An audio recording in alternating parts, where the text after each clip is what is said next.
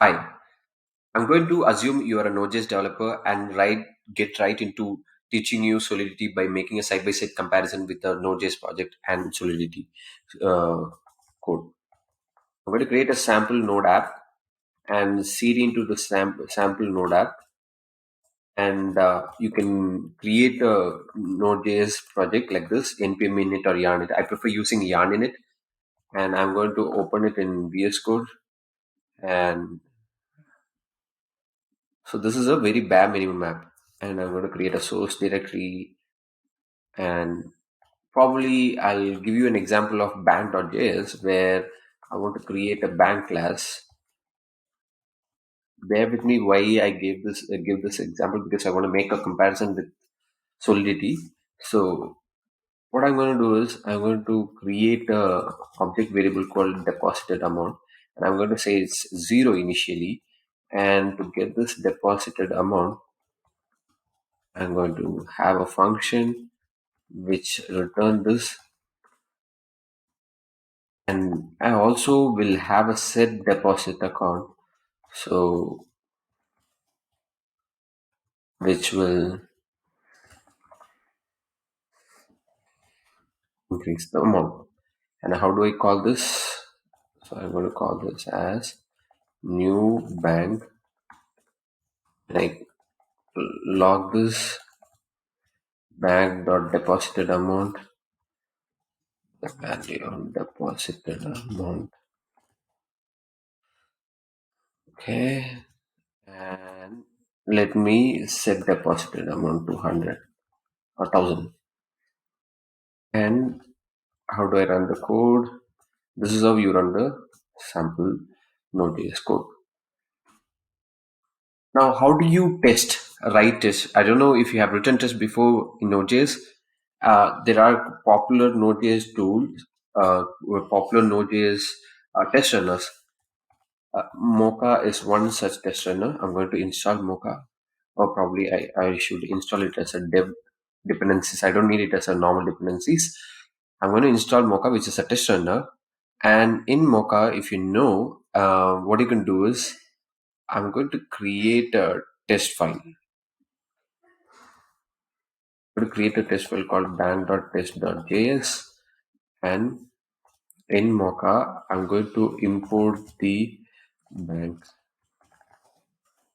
So it's inside src bank, and in Mocha, I'm going to assume you already have some sort of experience in writing tests in Node.js. Maybe even if you have not written tests, at least you have seen code where the test is written. So you typically have this describe or test block. This is similar to RSpec in Ruby world, like a behavior-driven development. Anyway, so this will give us the get deposited amount or something, and I'm going to call it as, okay, I need to call this, but before that, let me call this thing, and the amount deposited equal to bank dot get deposited amount, right? So how do we run the test? Okay, I can run npx mocha,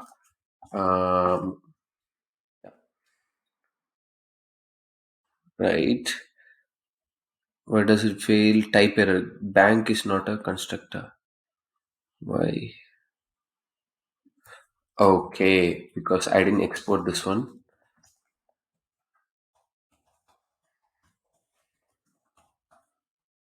Okay. Yes, it is parsing, but we have not written any assertions. For assertions, there are plenty of assertions library. I prefer using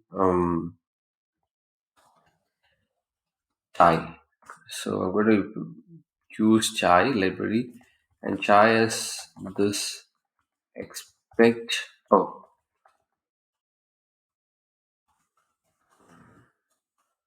I'm going to import chai, the expect library, and I say expect amount deposited to be equal to 100.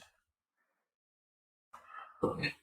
See, it's not 100, it's 100. Reverse. I'm going to set the deposited amount also to check.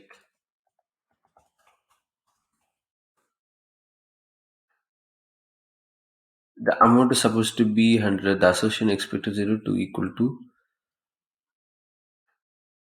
The amount is supposed to be 100. The assertion expected 0 to equal to. What happened?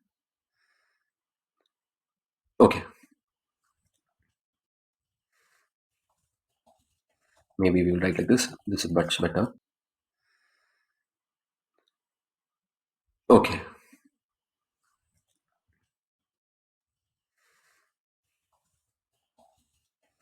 Maybe we will write like this. This is much better.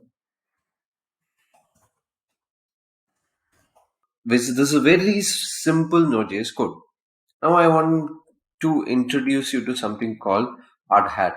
So what hardhat does is uh, it let's just say that it helps you develop Solidity smart contracts. Okay, and be with me. I'll show you what hardhat does. And just the hardhat that is installed, I'm going to say npx hardhat, and I'm going to create a basic project. Yeah, yeah, it is created. Now that it is created, the basic project you see something like greeter.sol, and there is a test directory with the sample test. I'm going to do a side by side comparison. So before we just like, so I'm going to write a Solidity code similar to our bank.js. See, this bank.js is written in JavaScript, right? That is in Node.js in this case. So it is written in the JavaScript. I want to write the same bank code, whatever the deposit amount, get deposit amount, set deposit amount in Solidity. I want to literally do the same thing in Solidity. Let's try doing it. And the Solidity file, they end with .sol extension. So I'm going to do that. I'm going to copy over the entire sample function that was generated. And I don't need this, I don't need it, I don't need it. I'm going to delete all this. Ooh. Going to delete. Okay, I'm going to just delete everything to make it simple and say get depositor mode, and let me split screen. See this function, the function that is right side is the one that we wrote in JavaScript, and one in the left side is the one that is in Solidity. I want to show you a side by side comparison. That is why I wrote this. Basically, there is a constructor and there is a constructor. There is a get deposited amount, there is a get deposited amount. There is a set deposited amount, there is a set deposited amount. And only thing that you may find new or weird is this public and those things. Public view or public this thing. Uh, just like the name says, public means it's exposed to the public. You can call it outside. Anybody can call, since it will be deployed to the blockchain. Anybody in the world can call it. Okay. So now I'm not going to dive deep into what this line does, what view does, and everything. This is going to be a very short intro. Uh, let's create a state variable. Just like we had an object variable for bank.js, which is this dot deposit amount, there is a way to create this. The way is that you first say what is the type. I'm going to say it is an integer, and I'm going to say it is private for now, and the deposited amount. So this is how you create the state variable. This is just similar to our object variable. And when the project is initialized, I want the deposited amount initial value to be 0. Okay, and when somebody tries to get the deposited amount, I want it to return it. I'm going to return the deposited amount. And if somebody wants to set a deposited amount, only deposits, I'm going to change the deposited amount to this one. Here, I also need to tell the return type. Just assume you are writing a TypeScript code where you're giving the type. That is all. So if you are a JavaScript developer who's writing TypeScript, you're not doing anything special here, nothing new. I don't think there is a much learning curve. Now that we wrote this code, how do we test it? There are plenty of ways to test it. But I'm going to demo you the way that we can test, like how we test it for a simple Node.js app.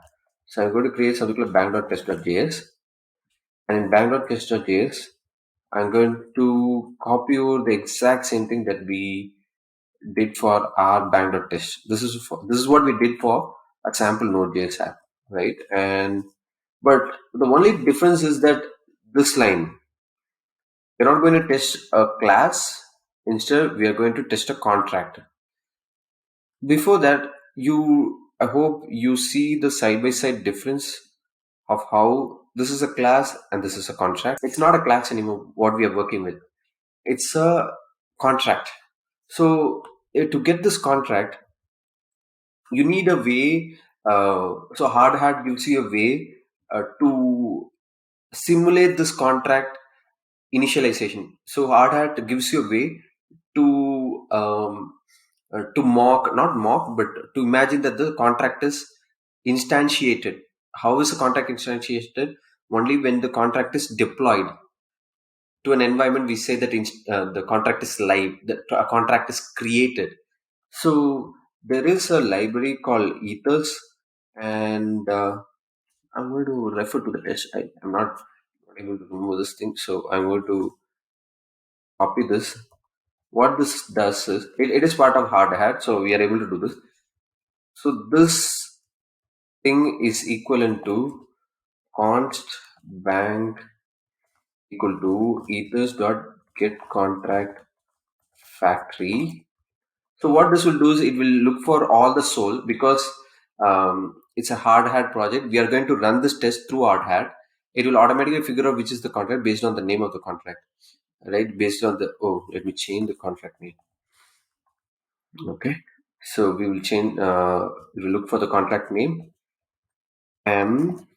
You'll get the contract, and what we will do, oh, and by the way, it has to be awaited each time, and that bank we will deploy.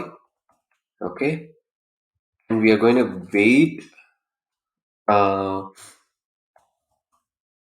and see if it is deployed. Only then this particular smart contract is live and available for us. Let's say it's instantiated similar to this. Only then, only this thing is, only after this step it is available for us. The rest of the thing we could do the same thing here, but just that we need to await it. It's going to be async process, so now what I'm going to do is I'm going to run this hard hat test. What hard hat test will do is it will go through the test directory and run all these tests. Okay, so there is a error. Oh yeah, by the way, I didn't include these packages, right? So let me also include these packages and add.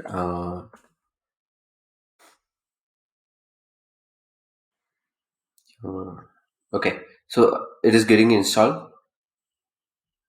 The idea is, if you notice, this particular test is similar to the test that we wrote in the first time. There is not much of a difference. If you notice, it's literally the same except this line. If you are a Node.js developer, you're already writing, you already are able to understand how the Solidity contracting will work.